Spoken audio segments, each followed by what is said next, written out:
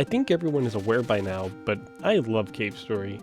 It's a masterpiece of a game that I highly recommend everybody check out if they haven't played it yet. But today, we will not be talking about Cave Story.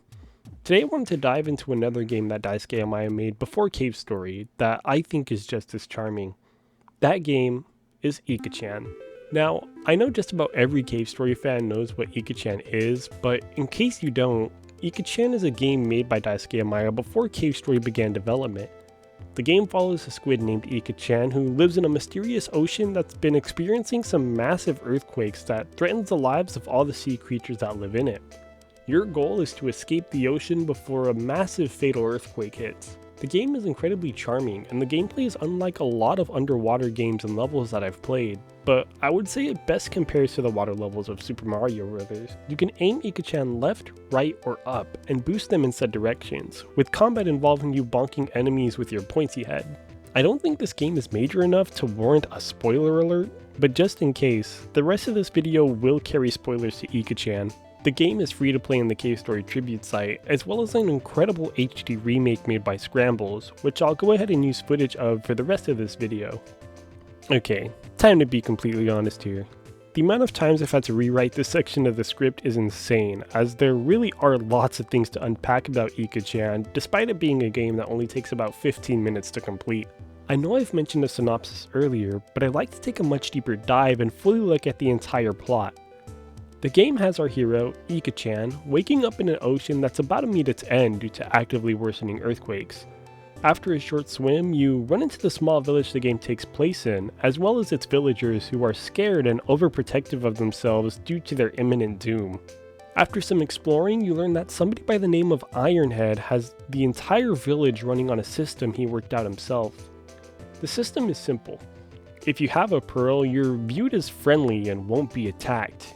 If you don't have a pearl, however, you face the chance of being attacked yourself by many of the fishes and creatures that live in the ocean. I'm sure plenty of you have noticed by now, but the game does share some similar plot points with Cave Story. Both star amnesic heroes who wake up to a village that was once thriving but is now in ruins and is forced to comply with the more powerful being. Moving forward, you learn that the village is on its last hope, with the food supply being on a severe shortage. This is where Carrie becomes important. Carrie is a big fish who views themselves as Ironhead's right fin man. Carrie is a glutton who forces Ikachan to fetch food for them from the food supply, claiming it's all for their leader, Ironhead. After being pushed around, you decide to help the food supply's guard by saving his daughter from a quake that left her trapped. This allows you to poison Carrie to be able to get to Ironhead one-on-one. This of course leads to a boss battle, the only one in the game in fact. After defeating Ironhead, he begins to tell you about how weak he's become since the food shortages, and he rudely leaves you to save everybody in the ocean yourself.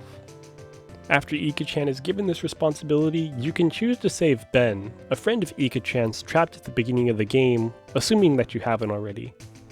Ben claims that there's a ship somewhere that they can use to escape the ocean, and all you have to do is find it to get both of you out of there.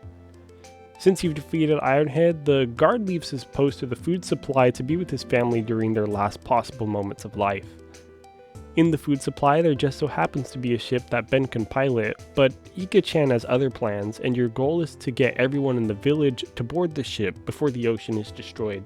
Once you save all the villagers, including Carrie, you can make your way to Ironhead to save him as well. Upon saving Ironhead, you can leave the ocean and head to new waters. You have successfully saved the village and have beaten Ikachan once you do so. Now, I know it's not like me to scope over an entire game's plot like this, but I do think it's really important to do so for the sake of the video and pointing out details that make this game so charming. The first thing that immediately stood out is this game's music.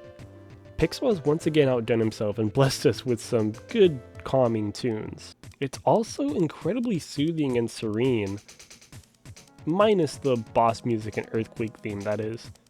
It really is such a small, peaceful soundtrack that made this seemingly dark game a lot more soothing and even pleasant at times. If I were younger, you might have even caught me shedding tears to this music. While on the note of the game's soundtrack, one thing that instantly caught my ear is the boss song Bariki, which is actually used and remixed for Cave Story's beta. Specifically, the track moved on to be the beta track for Oppression, and later turned into the Oppression we know today. Here, go ahead and take a listen.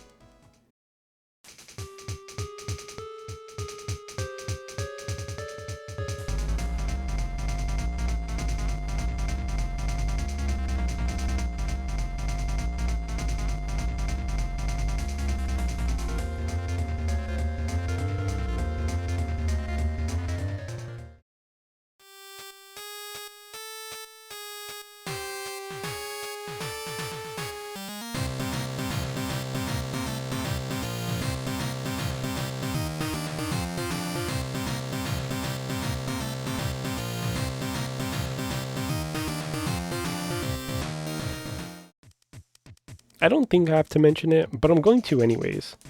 Ironhead from Cave Story is the game's main villain.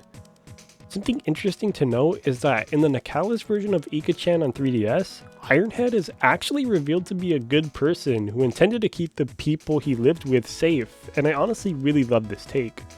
Ironhead being the good guy is such a nice twist, and I could honestly really use this enlightening angle from how dark the game actually is. This angle also really makes me appreciate the Ikachan and Ironhead cameo in Cave Story, and seeing Ironhead as the good guy just makes me feel bad for beating him now. And of course, the jump into space at the end perfectly explains why the Ironhead fight leads to an item called the Alien Badge. Technically, all these sea creatures are aliens.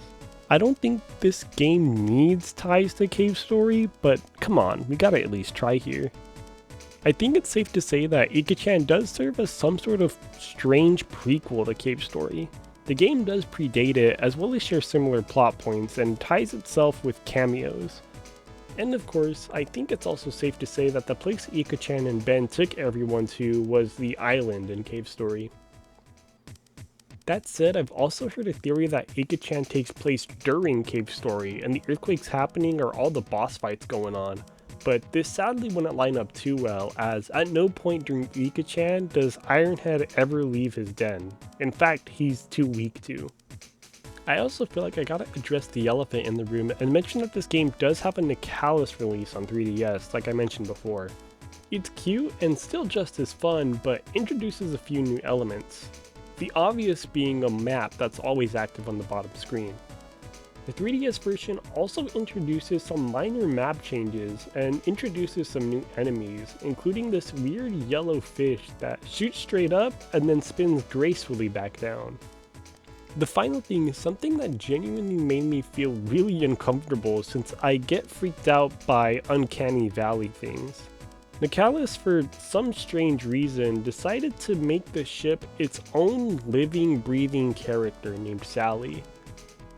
Just moving around in quote-unquote Sally really makes me feel uncomfortable, purely because the thought of the ship being alive and thinking just weirds me out with all the sea creatures going inside of it and into space. Let's just stick to the fan translation and all agree that it's a ship, okay? Another thing I want to majorly point out is that what you guys have been seeing is the Ikachan HD remake made by Scrambles. This remake really is just wonderful, and I highly recommend everybody play it. The artwork for the game is done wonderfully, and I wish we could see a Cave Story remake done in this sort of fashion. The game even has its own version of the ending and remastered tracks, and I'm gonna be honest, it made my eyes water up a bit when I first played through the remake. Seriously, go play the original Ikachan and then follow up with Ikachan HD. Both can be found on the Tribute site, but I'll go ahead and link the whole game's page in the description. And with that all said, Ikachan is adorable and every Cave Story fan should check it out. Maybe one day I'll cover another major Studio Pixel game that received a lot of positive reception from fans and stars another water-based animal. That's right, I'm talking about Azarashi. So until my next video, Nerdieo is out.